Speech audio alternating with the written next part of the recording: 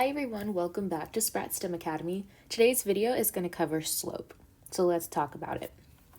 First, we want to define what is slope, and essentially it's going to be the ratio of vertical change to horizontal change.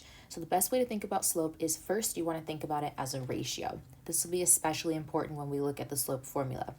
But I also want you to keep in mind that slope is going to be primarily called the rate of change. So keep that definition in mind.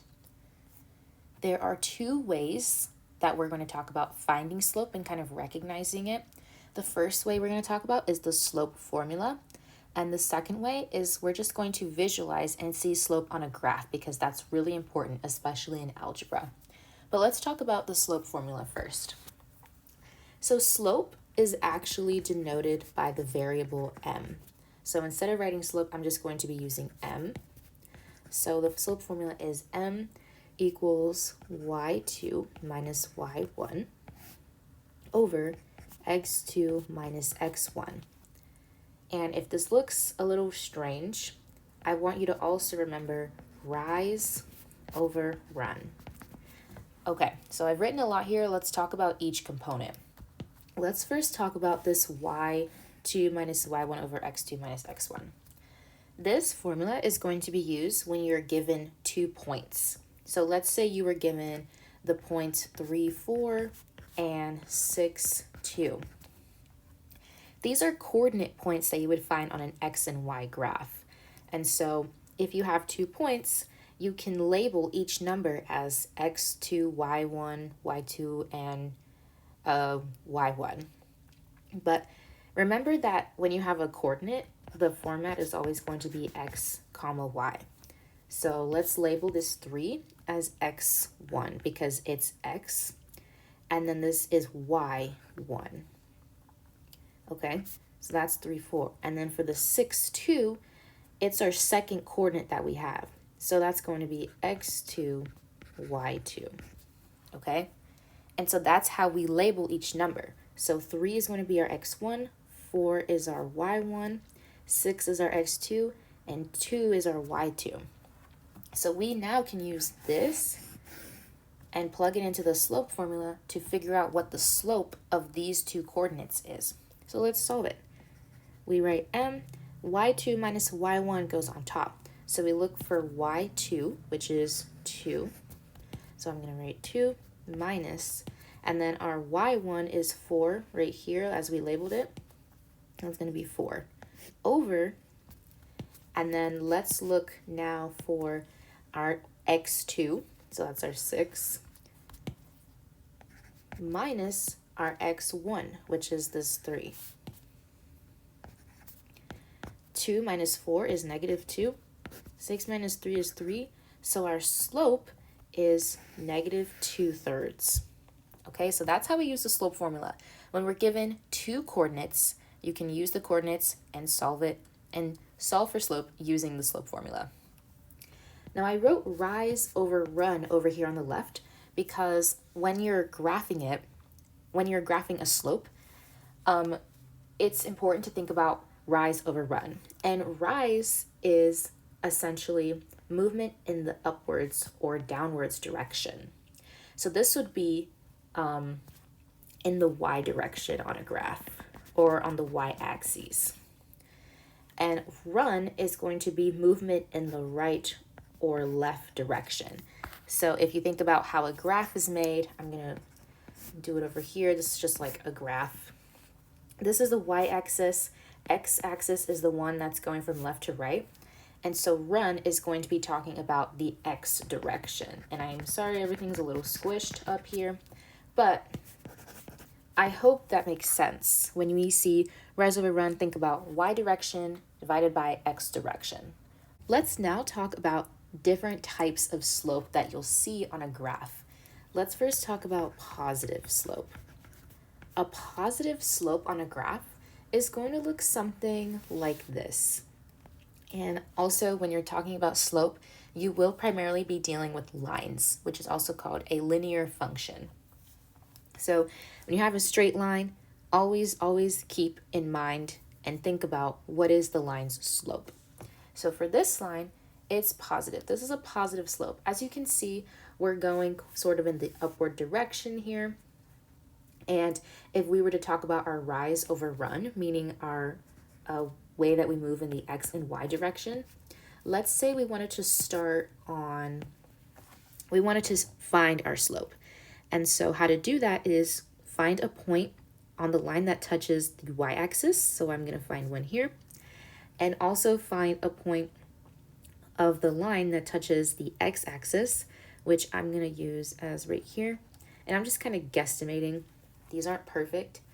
And remember, rise over run is our slope form. So remember that rise is how many times we have to go up or down in the y direction. So in order to do that, we look at where we are, and I'm going to start right here. And I'm going to move up 1, 2, okay? And I moved in the upwards direction, the upwards y direction, so my rise is 2. And then I'm going to put over my run. So now my point is here, and I have to go to the right to get back to touching my line.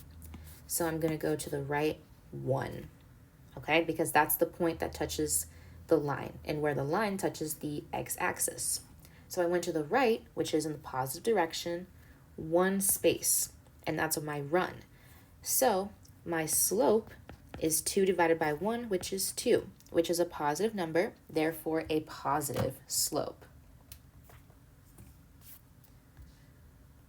Let's now talk about negative slope. And negative slope is going to look a little something like this. Okay, and as you can see, it's pretty much flipped from positive slope. So rather than going in the positive direction, it's going in the negative direction. So let's find what the slope is on this one. So again, look for points on the line in which the red line is touching the x and y axis. So rise over run.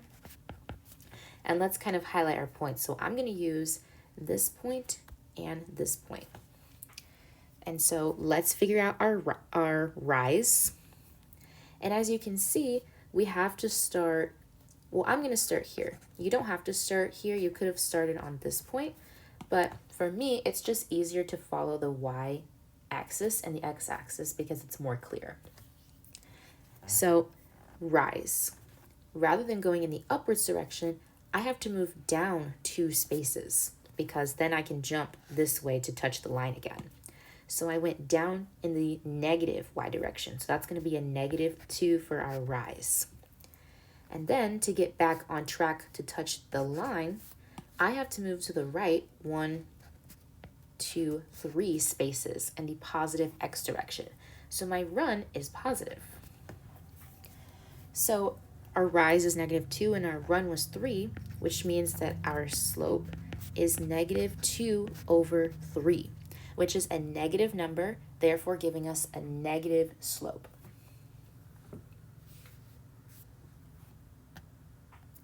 Okay, let's lastly look at a slope of 0, which is essentially just going to be a line going through one of the axes. So this line is going straight through the y-axis.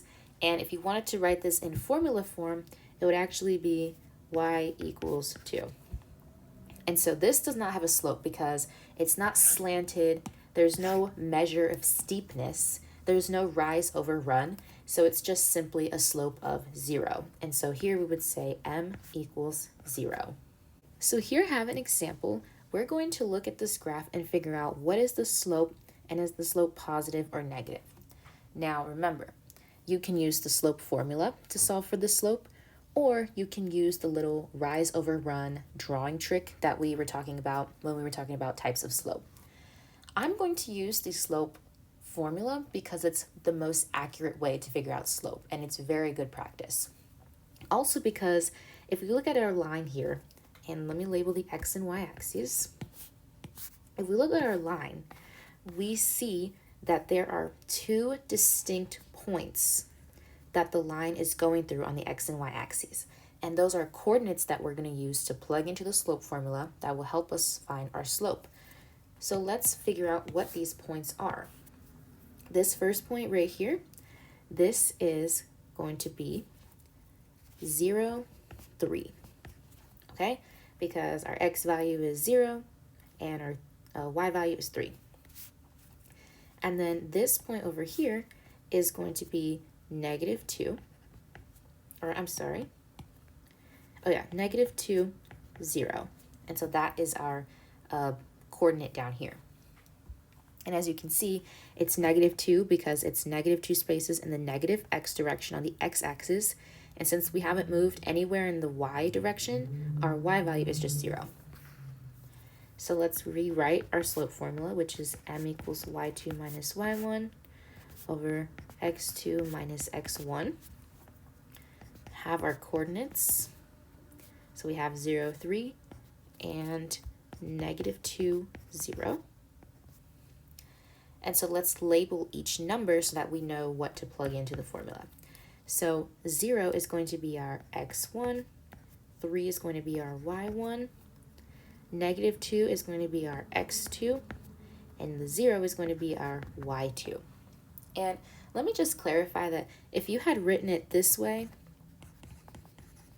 and said that this is x1 and this is y1 and this is x2 and y2, that's completely fine. So the order essentially does not matter. As long as you are using the right coordinates, you should be able to get the same answer each time. So let's plug in our numbers. y2 is 0 and the y1 is 3, so we have on the top 0 minus 3. And then on the bottom we have -2, which is our x2, and our x1, which was 0, so it's going to be -0. 0 minus 3 is -3. -2 minus 0 is -2. And you see that we have a negative number on the top and a negative number on the bottom. That negative sign is going to be canceled out as we simplify this to a positive 3 over 2. And so our slope is positive 3 over 2. And that's it for finding slope. And so we know now that our slope is 3 over 2. And is this a positive or a negative slope? This is positive. And you also could have answered this question without doing the math. If you just look at the graph, you can see that it's going upwards in the positive direction and the steepness is positive. But that is how we find slope. We've talked about the slope formula, talked about the different graphs of slope, and how to define it on a graph.